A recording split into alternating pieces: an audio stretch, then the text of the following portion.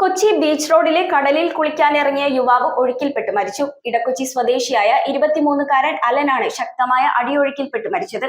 വൈകിട്ടോടെ കാണാതായ യുവാവിന്റെ മൃതദേഹം തീരത്തോട് ചേർന്ന് കണ്ടെത്തുകയായിരുന്നു. വൈകുന്നേരത്തോടെയാണ് സുഹൃത്തിനൊപ്പം ബീച്ച് റോഡിലെ കടലിൽ കുളിക്കാനിറങ്ങിയ ഇടക്കൊച്ചി സ്വദേശി അലൻ ശക്തമായ അടിയൊഴുക്കിൽപ്പെട്ട് കാണാതായത്.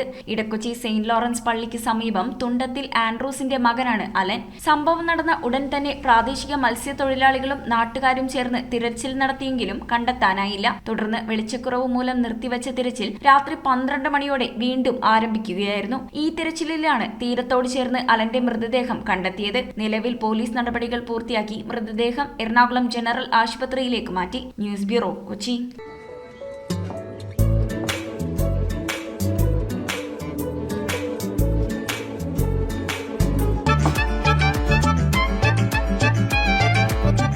The Salt Restaurant, Pooppumpady, Panampilly Nagar, Kakkanad.